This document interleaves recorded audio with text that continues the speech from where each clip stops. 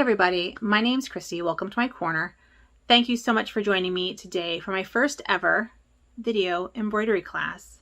I'm really excited to bring this video series to you because I know a lot of people want to try surface freehand embroidery but don't know where to start. And so this series is called Embroidery 101 because I'm assuming you have almost no knowledge of freehand embroidery. So in this first video, after this introduction, you will learn how to choose fabric and what fabrics work best for embroidery patterns and for transferring. You'll learn about needles and you'll learn about hoops. Throughout the rest of this series, I will teach you the basics of transferring designs, 8 different stitches, and then how to construct this needle book by hand. This is all hand sewn, so you don't even need a sewing machine for this class. As I said, you'll be learning 8 different stitches. Those are back stitch, stem stitch, straight stitch, lazy daisy, French knot, split stitch, chain stitch, and satin stitch. So those 8 stitches created this pattern and also created this pattern. And you can find this pattern in a link in the description box down below. It is a PDF that you print out as a PDF. And in my next video, I will show you how to transfer the design onto your chosen fabric. But for now, we're just going to focus on picking fabric and figuring out what tools we want to use. In the last video, I will show you how to construct this needle book, and I'll show you what it looks like. As I said, it has a front and a back cover. It has pages for your needles, and it has a sweet little scissor pocket. So you can put your scissors in there. During the construction, I'll teach you 2 more embroidery stitches, which are running stitch and blanket stitch. So all in all, you'll be learning 10 different embroidery stitches, how to choose the tools for an embroidery project you want to embark on, and how to hand sew it into a useful needle book for your future projects. So I hope that you will join me in this stitching adventure. And if you do stitch along with me, I really hope that you will tag me on Instagram. You can find me at Dr_Christy. I'll put it right here. And show me pictures of your progress because I'd love to see it. I'll also post a whole bunch of different images of this needle book so you can kind of see it more closely on my Instagram. I think that's all from me. If I have forgotten something, I will talk about it in a future introduction, and I will take you over to my workstation and we will get started talking about tools, fabric, needles, and hoops. One of the great things for me anyway of freehand embroidery is that you can essentially stitch on anything you can get your needle through. But as a beginner, you probably want to start with fabric. With fabric also, there are so many choices that you don't really think about until you have to choose a fabric for a project. So I have an array of different kinds of fabric here that I'm going to talk about and talk through the pros and cons and give my suggestions for a beginner project. These are just suggestions, and any of the fabric that I have in front of me here would be fine for a beginner project, but some things are easier than other things, and so I want to help with that. So first I want to talk about just quilting cotton. So this is just a fat quarter of quilting cotton, and this one has a nice pattern on it. And the fun thing about patterned fabric is that you can then sort of stitch around the pattern and incorporate the pattern into your stitching, which is really fun. So quilting fabric is nice because it is readily available, it is inexpensive, there are lots of different options, pattern options, color options, and it has a good weave because you want a weave that isn't too open and isn't too tight. Quilting cotton has a really nice weave for embroidery. It is also very easy to transfer designs onto quilting cotton because it is fairly smooth. The con is that it is a little bit thin. So you can, I don't know if you can see my hand through it, but I can see my hand through it. That means that you might want to double it up in the hoop, and I'll talk about that when I talk about hooping it up and transferring designs and when we start stitching and stuff. But you want a little bit of body to your stitching just so that it doesn't deform itself, and quilting cotton is a little bit a little bit thin for a good solid base, but it's easy to double up. And a good thing to double up with is this is just a cotton muslin, which is really cheap. And a lot of people love stitching on a cotton muslin. But again, and it's really the same, I don't know, I have the same feelings about cotton muslin. And this is also called, I think, a calico in other countries. I'm in the US. It's even cheaper and readily available. And the thing I like about muslin is that it has a lot of times these sort of speckles in it, so it looks more rustic. And I like rustic in my stitching sometimes. So calico, or cotton muslin and quilting fabric are two really good options for a beginner stitcher. But for both of those, you probably want to double up your fabric. And if you're doing a pattern, you want to put a solid behind it, obviously. And if you're doing a solid, you want to put a solid behind it. So the backing should be solid and the front can be whatever you want. And this is a Kona cotton.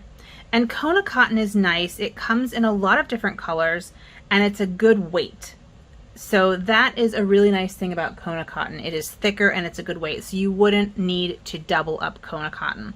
It does have a fairly tight weave, which can mean that which means it can be difficult if you're using a high number of strands, 6 strands, 4 strands in your embroidery. It can sometimes be hard to pull through in a Kona cotton, but Kona cotton is always a really good option for a beginner embroidery design.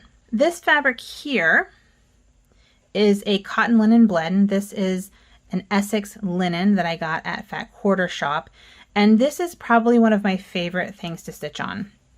It has all the pluses of a cotton, meaning it has a fairly tight weave, although it is still a little bit thin, but it's really nice to work with, and it has it has a good structure. This feels really nice to me.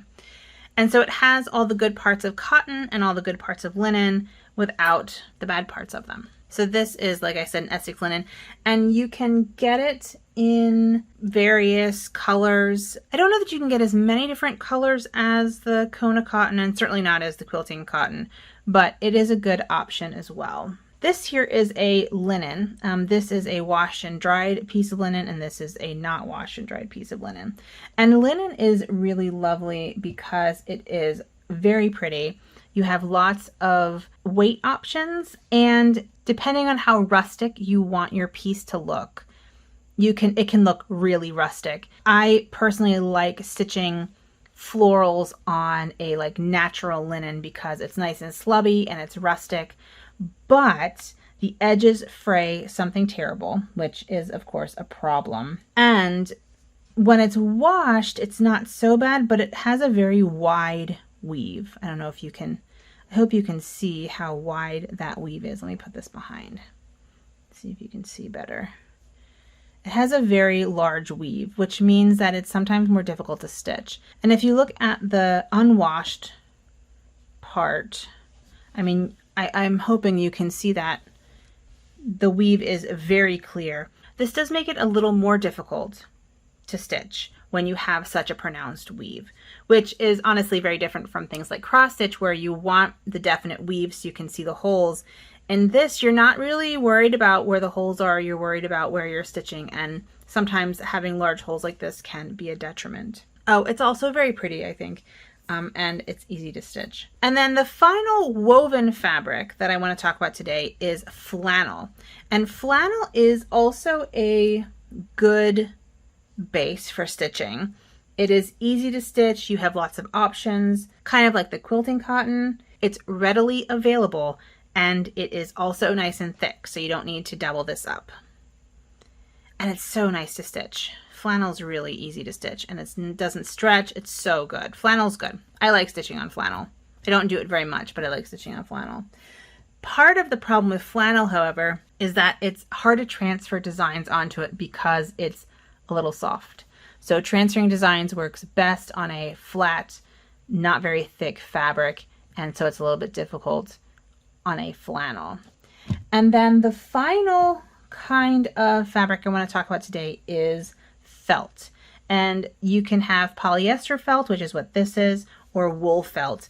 And a lot of embroidery artists swear by felt. They like that it's not woven, so you don't have to worry about the the holes, like the weave getting in the way of your design. And it's easy to stitch through because there's no weave, and so you don't have to worry about catching threads and stuff like that. But it is really difficult to transfer designs. I'll show you options that will allow you to transfer designs onto felt, but in general, I don't like stitching on felt. The other problem I have with felt is that it can distort really easy. Because it's not a woven fabric, it can like stretch itself out, and then you have this like weird right, this weird shape. That for me is a serious problem. But as I said, a lot of embroidery artists swear by felt, and it's all that they stitch on. I think wool felt is probably better than this polyester felt, but I don't have access to wool felt where I am. I only have access to polyester felt. So that's what I have, and that's probably why I don't stitch on it. So my recommendation for this project, which is going to turn into a needle book that I showed you earlier, and it's going to be used hopefully fairly regularly. And, you know, we want it to be relatively robust. I recommend either a Kona cotton, a quilting cotton, or a cotton linen blend.